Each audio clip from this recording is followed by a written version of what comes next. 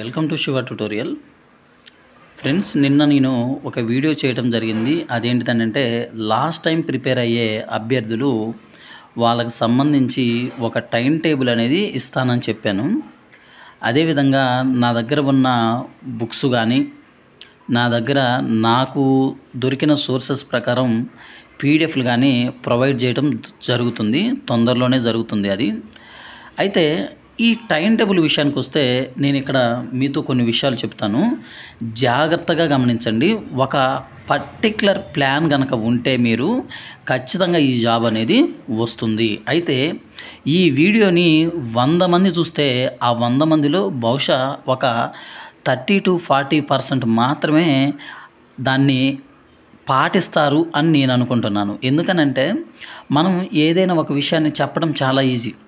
నేను అది చేస్తాను, ఇది చేస్తాను, అది చేయగలుగుతాను, ఇది చేయగలుగుతాను అని చెప్పటం చాలా అంటే చాలా ఈజీ. కానీ ఆ చెప్పిన దాన్ని ఆచరించటం అనేదే గొప్ప విషయం. అయితే ఇక్కడ లాస్ట్ టైం ప్రిపేర్ అవుతున్నాను అనే అభ్యర్థులకి నేను చెప్పాల్సింది ఏంటంటే, మీరు ఏది చేయాలన్నా, మీరు ఒక సంతోషంగా ఉండాలన్నా, లేకపోతే కష్టాలలో నడవాలన్నా అది కేవలం మీ చేతుల్లోనే ఉంటుంది. ఎందుకు అనంటే మీరు ఫస్ట్ థింగ్ చిన్నపిల్లలు కానే కాదు. ఎందుకనంటే ఇప్పుడు ఒక మనిషి నోటి నుండి వచ్చే మాట అది మనకు ఉపయోగకరమైనదా, ఉపయోగకరం లేనిదా అనేది ఆలోచించుకునే స్థాయిని మీరెప్పుడో వచ్చింది. ఆలోచించే స్థాయి అనేది మీకు ఎప్పుడో వచ్చింది. కాకపోతే ఇక్కడ మీరు ఆలోచించాల్సింది ఏంటంటే మీ యొక్క ప్రాబ్లమ్స్. అందరూ ఏంటంటే బ్రదర్ మాకు కష్టపడాలని ఉంది, చదవాలని ఉంది, ఎట్లయినా సరే ఈ జాబ్ కొట్టాలని ఉంది, కానీ రోజు నేను పనికి పోకపోతే మా ఇల్లు అనేది గడవదు. నేను అలా చెప్పినప్పుడు వాళ్ళు అన్న దాంట్లో నాకు ఏం తప్పు అనేది కనిపించలేదు. ఎందుకనంటే వాళ్ళు నెల మొత్తం తన కుటుంబాన్ని పోషించుకోవడం కోసం కష్టపడుతూ ఉన్నారు. అయితే నా క్వశ్చన్ ఏంటిదంటే ఇక్కడ నెల మొత్తం కష్టపడడానికి, నెల మొత్తం ఇంట్లో ఏ ఇబ్బంది రాకుండా ఉండడం కోసమే అంత కష్టపడుతున్నావు. మరి ఒక తరాన్ని మార్చే జాబ్ ఇది. అంటే నీ వలన ఈ జాబ్ నువ్వు కొడితే ఒక తరం అనేది నీ పేరు చెప్పుకుంటుంది. అదేవిధంగా నీ యొక్క సక్సెస్ గురించి మాట్లాడుకుంటుంది.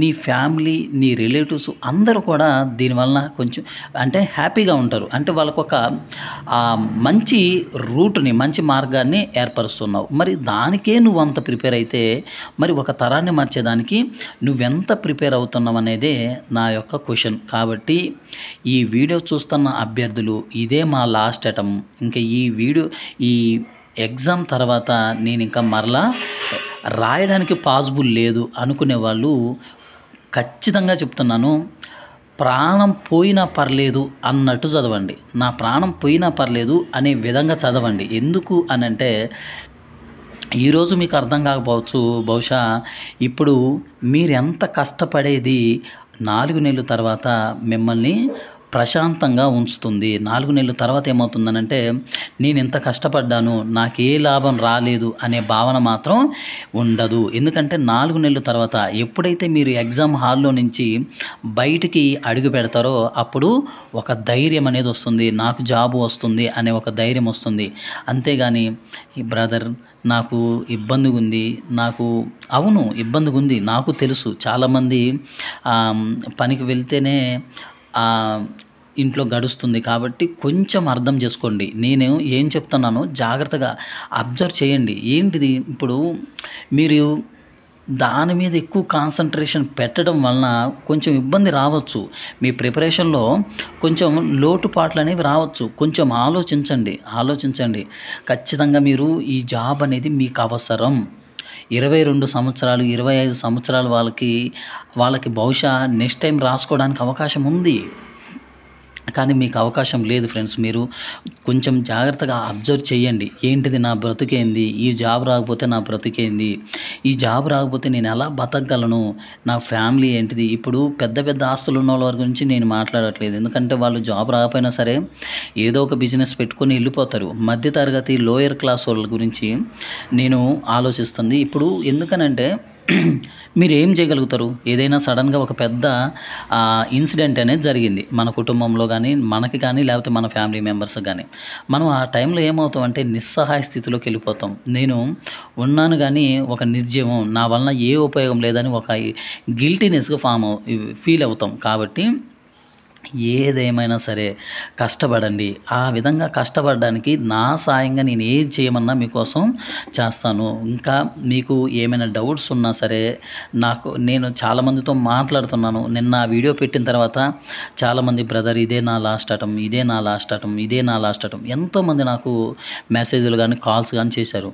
మీరు ఎప్పుడైనా గుర్తుపెట్టుకోండి, టైం దగ్గర పడే కొద్దికి సబ్జెక్ట్ గనక నేర్చుకోకపోతే మనకేమవుతుందంటే ఒక టెన్షన్ వాతావరణం అనేది క్రియేట్ అవుతుంది. అమ్మో! అందరూ చదువుతున్నారు, నేను చదవట్లేదు ఇంకా. కాబట్టి ఎగ్జామ్ దగ్గర పడుతుంది అనే భావన ఒక టెన్షన్ వాతావరణం అనేది క్రియేట్ అవుతుంది. ఎప్పుడైనా గుర్తుపెట్టుకోండి, కాంపిటేటివ్ ఎగ్జామ్‌కి ప్రిపేర్ అయ్యే అభ్యర్థి ఫస్ట్ థింగ్ టెన్షన్ పడకూడదు. టెన్షన్ పడి ఏ అనేది బి పెడతారు, బి అనేది ఏ పెడతారు. మిమ్మల్ని కన్‌ఫ్యూజ్ చేయడానికే అక్కడ క్వెషన్స్ అనేవి ఆప్షన్స్ అనేవి అన్నీ ఎలా ఉంటాయంటే ఒకేలాగుంటాయి. ఆ టెన్షన్‌లో ఏం చేస్తారంటే ఖచ్చితంగా మిస్టేక్ అయ్యే ఛాన్సెస్ ఉంది. కాబట్టి దయచేసి మీరు టెన్షన్ పడొద్దు. ఆ టైంలో మీరు గనక ఆ టైంని మంచిగా యూజ్ చేసుకొని సబ్జెక్ట్ నేర్చుకుంటే ఒక ధైర్యం వస్తుంది. టైం గడుస్తుంది అయినా సరే నేను సబ్జెక్ట్ నేర్చుకుంటున్నాను అనే ధైర్యం వస్తుంది. కాబట్టి నేను ఇక్కడ కొన్ని విషయాలు మీకు చెప్తాను. ఒక టైం టేబుల్ చెప్తాను. కాబట్టి దీన్ని మీరు ఖచ్చితంగా పాటిస్తే గనక మీకు ఖచ్చితంగా జాబ్ వస్తుందని 100కి 100% నేను చెప్పగలుగుతాను. కాకపోతే ఇక్కడ మీరు గమనించాల్సిన విషయం ఏందంటే 100% ఎఫర్ట్ ఇవ్వాలి. 100%. ఇప్పుడు సపోజ్ మీకు అర్థమయ్యే రీతిలో చెప్తాను, గమనించండి. ఇప్పుడు మీరు ఒక 80 కిలోలు, ఒక 70 కిలోలను మోసే సామర్థ్యం మీకుంది. కానీ మీరేం చేస్తున్నారు?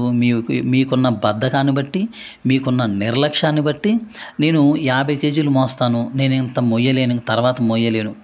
మామూలుగా అయితే మీరు అలా చెప్తున్నారు, కానీ మీకు మోసే సామర్థ్యం ఉంది. 80 కిలోల దాకా మోయగలుగుతారు, కానీ 50 దగ్గర ఆపేస్తున్నారు. అంటే ఇక్కడ అర్థమైందనంటే మీరు చదివే సామర్థ్యం ఉన్నా సరే నేను చదవలేను, నాకు రాదది. ఇక్కడ చూడండి, ఈ కాంపిటేటివ్ ఫీల్డ్‌లో ఎవరు మీకు శత్రువులుగా ఉండకూడదు. ఎవరు అంటే నేను ఇక్కడ ఎవరు అనేది చెప్పేది ఎవరంటే సబ్జెక్ట్స్ ఇక్కడ ఏది కూడా మీకు విరోధంగా ఉండకూడదు. నాకు మ్యాథ్స్ రాదు, నేను దాన్ని పట్టుకోను. నాకు ప్యూర్ మ్యాథ్స్ రాదు, నేను దాన్ని పట్టుకోను. మీరు డిసైడ్ చేయడానికి వీల్లేదు. రైల్వే నోటిఫికేషన్‌లో ఎవరికైతే ప్యూర్ మ్యాథ్స్ రాదో వాళ్ళకి వేరే చాప్టర్ నుంచి లేకపోతే వేరే సబ్జెక్ట్ నుంచి మార్కులు కలుస్తాయి అని ఎక్కడైనా ఇచ్చాడేమో చూడండి. ఒకవేళ ఆ విధంగా ఇస్తే నాకు కొంచెం చెప్పండి. ఎందుకు చెప్తున్నానంటే ఇక్కడ ఏ సబ్జెక్ట్ మీరు వదలడానికి వీల్లేదు. ఈ సృష్టిలో 4 దిక్కులు ఉన్నట్లు అదేవిధంగా మనకి ఈ కాంపిటేటివ్ అనే ఫీల్డ్‌లో 4 సబ్జెక్ట్స్‌ని మనం టచ్ చేస్తేనే మనం ముందుకు వెళ్ళగలుగుతాము. ఓకేనా? కాబట్టి ఎట్టి పరిస్థితుల్లో కూడా జాబ్ అనేది మిస్ అవ్వకూడదు. ఫ్రెండ్స్ గుర్తుపెట్టుకోండి. లాస్ట్ టైం అభ్యర్థులకు నేను మరీ చెప్తున్నాను. ఎందుకనంటే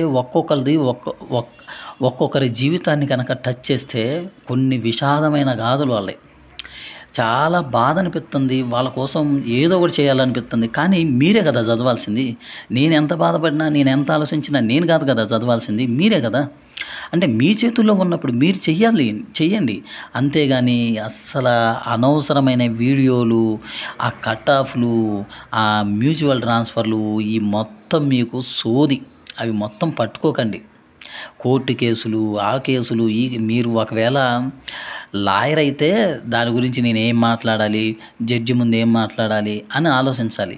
మీ చేతుల్లో లేని దాని గురించి ఆలోచిస్తారు, మీ చేతుల్లో ఉన్న దాని గురించేమో ఆలోచించకుండా దాన్ని పక్కన పెడతారు.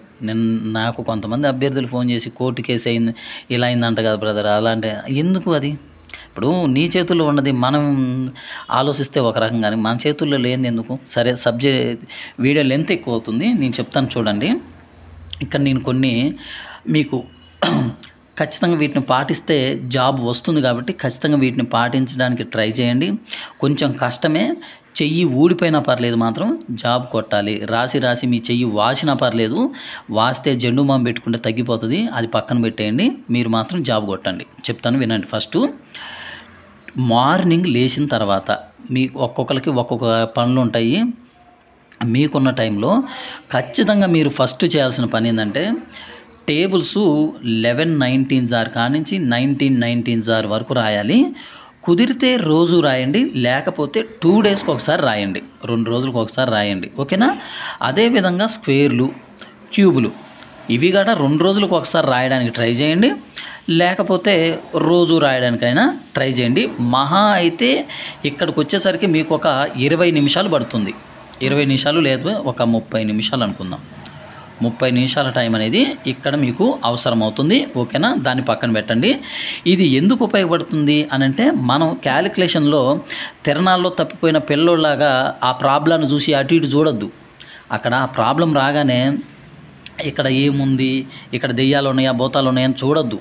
ఆ ప్రాబ్లం మనం చేయాలంటే కాన్సెప్ట్ తెలవాలి. అదేవిధంగా క్యాలిక్యులేషన్ పార్ట్ కూడా ఫాస్ట్గా చేయడానికి మీకు ఇవి యూజ్ అవుతాయి, ఖచ్చితంగా యూజ్ అవుతాయి. మీరు ఇప్పుడు మీకు అర్థం కాదు, ప్రాక్టీస్ చేసిన తర్వాత 4 నెలల తర్వాత అంటే గ్రూప్ డి ఎగ్జామ్కి మీరు అటెండ్ అయిన తర్వాత నేను ఎందుకు రాశాను, అది నాకు ఏ విధంగా ఉపయోగపడిందని బయటకు వచ్చిన తర్వాత మీరే చెప్తారు. ఓకేనా? ఫస్ట్ పాయింట్ అయిపోయింది. ఇక్కడ మీరు జాగ్రత్తగా వినండి. ఇక్కడ నేను కొంచెం ఎక్స్ప్లెయిన్ చేస్తాను, చెప్తాను, వినండి. ఇప్పుడు క్వాంట్ అనేది 4 పార్ట్స్గా కానీ 5 పార్ట్స్గా కానీ డివైడ్ చేశారు. చేసిన తర్వాత ఏం చేశారు మీరు, దాంట్లో పర్సంటేజెస్ కానీ ప్రాఫిట్ అండ్ లాస్ కానీ ఏదో ఒక చాప్టర్ కంప్లీట్ చేశారు. ఆ కంప్లీట్ చేసేటప్పుడు ఏం చేస్తారనంటే ఒక వైట్ నోట్బుక్ కొనుక్కోండి. ఆ వైట్ నోట్బుక్ కొనుక్కొని ఏం చేస్తారు, పర్సంటేజెస్ చాప్టర్ మనం కనుక తీసుకుంటే దాంట్లో ఎన్ని మోడల్స్ ఉన్నాయి, ఆ మోడల్కి ఒక్కొక్క ప్రాబ్లాన్ని ఏం చేస్తారంటే ఆ వైట్ నోట్బుక్లో రాయండి. ఇంకోటి ఏం చేస్తారు, ఆ పర్సంటేజెస్ చాప్టర్లో ఇంపార్టెంట్ ఫార్ములాస్ ఏమున్నాయి అవి కూడా ఆ వైట్ నోట్బుక్లో రాయండి. ఎందుకు రాయాలి, ఇప్పుడు పర్సంటేజ్ రాసిన తర్వాత మీరు టైమ్ అండ్ వర్క్ వరకు లేకపోతే టైమ్ అండ్ డిస్టెన్స్ వరకు చేసుకుంటూ వెళ్ళిపోతున్నారు.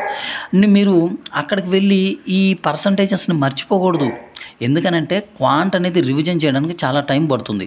కానీ ఈ విధంగా మీరు కనుక బుక్ ప్రిపేర్ చేసుకుంటే ఈ విధంగా మెథడ్కి వచ్చి ఒక్క ప్రాబ్లమే రాయండి. మెథడ్కి వచ్చి ఒక ప్రాబ్లం కనుక నీట్గా రాసుకుంటే రోజు 1 గంట సేపు దాన్ని రివిజన్ చేసుకోవచ్చు. ఓకేనా?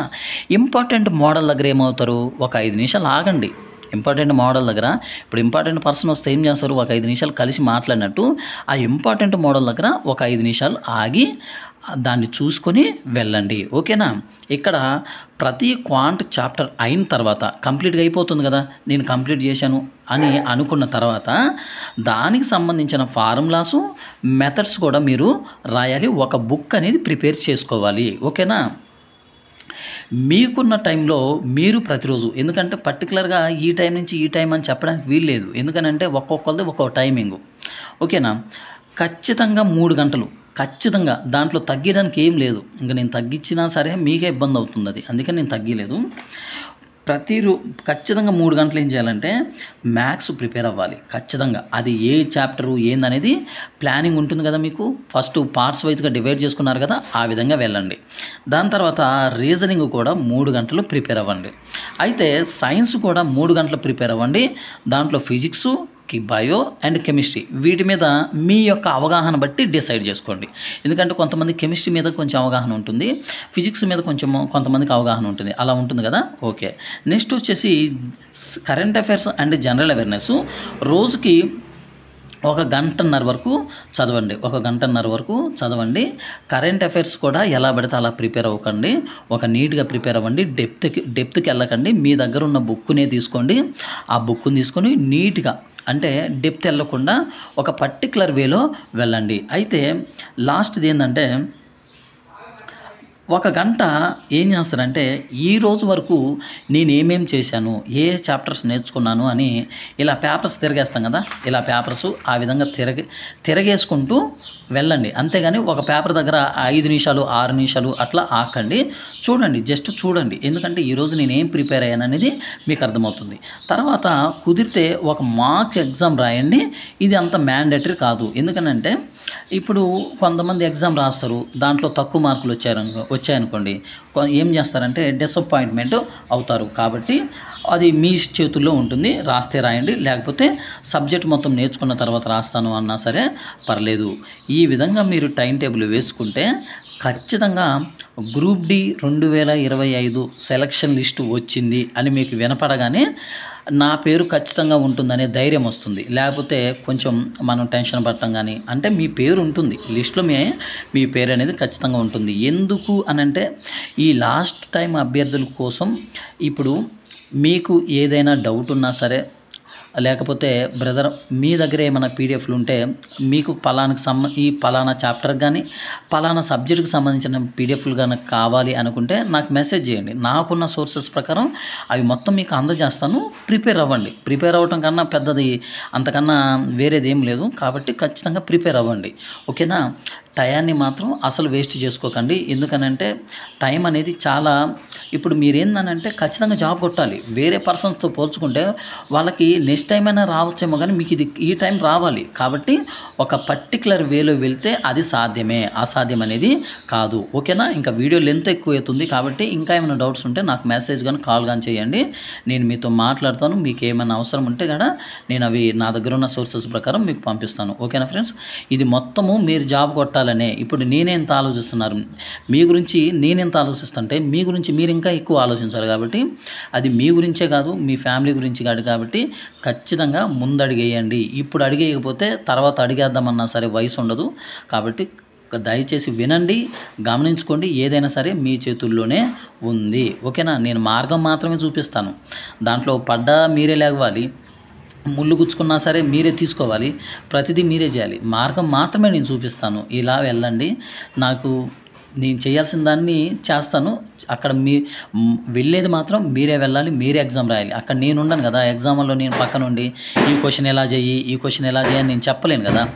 కేవలం ప్రతి ఒక్కటి మీ చేతిలో ఉంటుంది. కాబట్టి మీ మీదనే డిపెండ్ అవుతుంది. ఓకేనా? Thank you friends.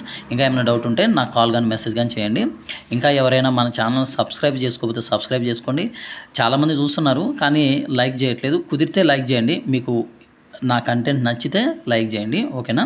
Thank you friends.